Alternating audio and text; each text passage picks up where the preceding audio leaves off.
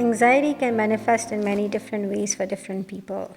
Some of the most common physical symptoms include that knot tightening in your stomach, sweat accumulating in your palms, an accelerated heart rate, heavy breathing, feeling uneasy, restless, or even scared. But in a psychological sense, the easiest understanding I have of anxiety is when within a matter of seconds, a small worry snowballs into a major worry, where unrelenting thoughts and bleak possibilities rapidly circulate my mind with an unhinged stubbornness.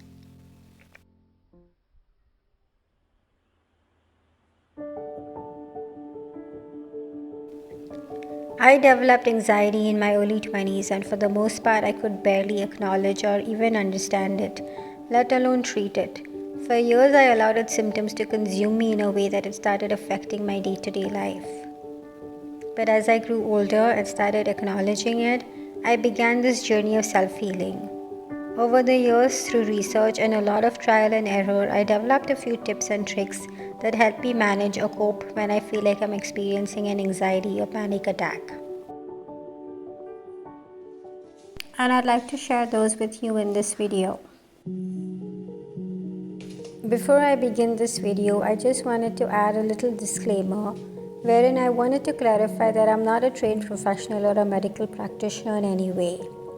These are just some tips and tricks I've learned over the years through my own ups and downs while navigating my way through anxiety.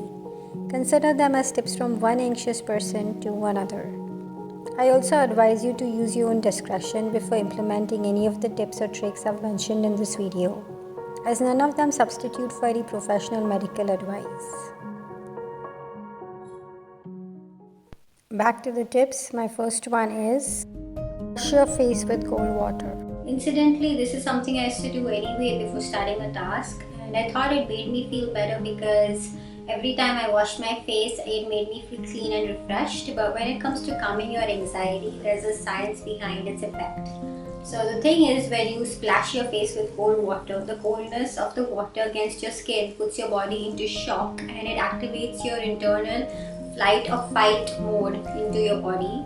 And when that happens, it automatically reduces your heart rate. So naturally, by extension, you start feeling calmer when your heart starts beating a little slower. Another benefit of washing your face with cold water is that it releases endorphins, which are known as the feel-good hormones. Those automatically make us feel better. While this is a really good tip that people adopt, for me personally, it is beneficial in combination with the other tips I'm about to give below. It's great, but not by itself. Physical labor. I know it can sound misleading, but hear me out.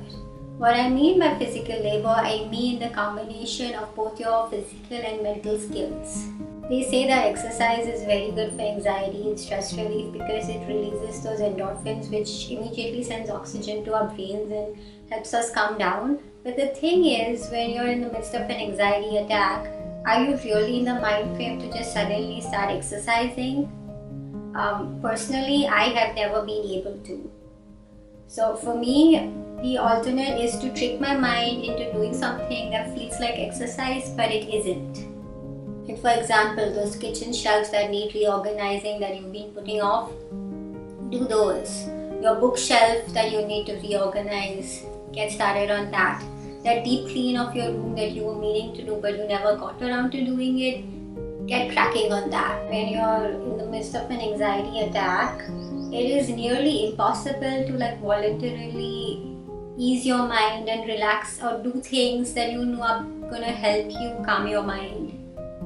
So when you turn to these kind of tasks, on one hand, the physical labor part of it involves movement, and by extension, you're releasing those endorphins we spoke about before.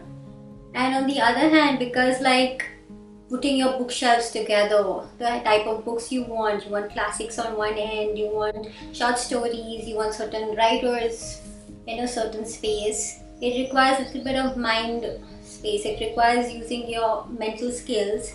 So by the end of this undertaking, you are both physically and mentally exhausted enough to be able to rest and unwind, and by extension also voluntarily ease your mind. And also you're left with like a nice, clean, reorganized shelf. So that also makes you feel better. Long walks. Going for long walks has personally helped me a lot, especially when I'm anxious. And my reason behind this is that on one hand, I can count it as a form of exercise, which means we're releasing those endorphins we spoke about earlier. And when I go for a long walk, even though I'm not geographically headed to a specific direction, I feel like when I go for a walk, I'm going further away from the point or situation I started, which was causing me anxiety in the first place. What I mean is that at the end of it, I've come such a long way from where I started mentally that I feel like there's this huge distance between me and the problem. A really helpful tip that goes with this is that I have a specific playlist I keep handy of like upbeat songs or songs that stimulate my imagination. So when I'm on my walk, I can like try and distract my mind by listening to those fun, cool songs, if that is something you want to consider. Anxiety-based journaling. This is something I have discovered more recently and it's really helped me a lot. The main difference between this form of journaling and general normal journaling is the format I adopt. So in regular journaling, we just journal from a stream of consciousness regardless of format, length or purpose. But when it comes to anxiety-based journaling, I follow a specific format. So what I do is that I start out writing a little summary of the situation or like the events leading up to whatever caused me this anxiety, and then point wise I start listing the things that are causing me the anxiety. So like what could be the outcome of the situation, what the other people's opinions, what are the possibilities of things going wrong, what could happen, like whatever is causing me anxiety due to that situation. And when I start systematically listing out these things, I start feeling better because the jumble that's in my head is slowly like unraveling and becoming a little organized. And when things become organized and the knot is like removed, I've automatically made little way for rationality, that innate part of our mind that reminds us that not everything is the worst case scenario. It's also the part of our minds that remind us of what is within and what is not within our control. And when it comes to like problems, once I realize that what is within my control, I start listing out probable solutions of things I can do to help solve that situation one by one. And then I start to feel more in control of the situation, and when that happens, I start feeling calmer, like, okay, I can really do something about this now instead of just sitting and feeling anxious about it. Like, this is how I can take charge and this is how I can make things feel better. Call a third-party person. So, while it's great to have like a close knit of friends and family who are available to you in your moment of need, what I mean by third party person is that somebody who's not directly involved with the situation that's causing you anxiety. So for example, supposing you're having something to do with your family, then don't call a family member. If it's something to do with work, then don't call a work colleague who is aware of what happened at work. If it's something to do with your friends, then maybe call a friend from like another group who's not part of this group. Because what happens is when you call a third party person, they don't come with any preconceived notions or bias about the situation. And once they've understood what's happened, they can use their mind and give you like a fresh perspective and maybe even a solution to your problem, something you could not think of, because when you're in that rut of anxiety, it's hard to think beyond those unrelenting, circulating thoughts that just don't go away from our mind. So when this third party person gives you this fresh perspective, for me personally, not only does it feel extremely freeing, but it offers that little opening, that little break away from the continuous cycle of thoughts that are going on in your mind. And that can make you feel really better. Like it's not only what you thought of, there is a whole different perspective and way of seeing the whole situation. Also a small note, this tip is really helpful in combination with tip number 4, which is anxiety based journaling, because when you have like your situation, your summary, and like the things causing you anxiety ready and systematically organized, conveying it to this third party person will be easier, and also it will be quicker. And the sooner you call this third party person, the sooner they can give you their perspective, and the sooner you can start feeling better. Creative pursuits, hobbies, or passion. This has really helped me, and for somebody who's creative, I find this to be really effective, even though it may not resonate with everybody.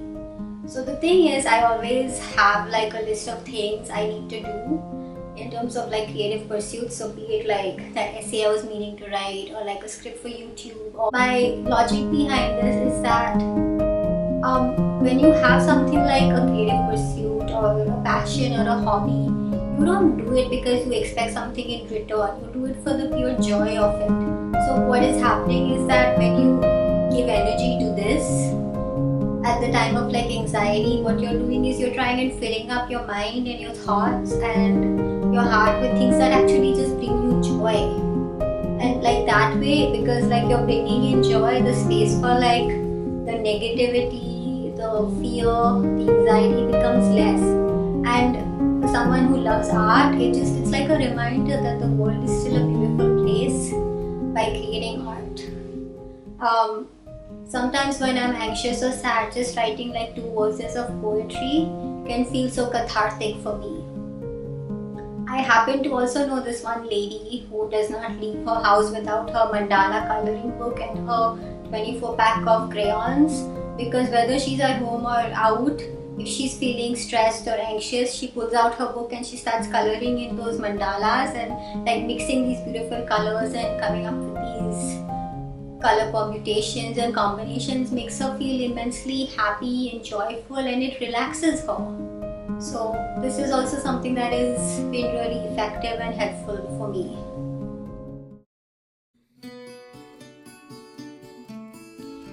So those were the 6 tips on how I cope on my own when I'm feeling like I'm experiencing an anxiety attack.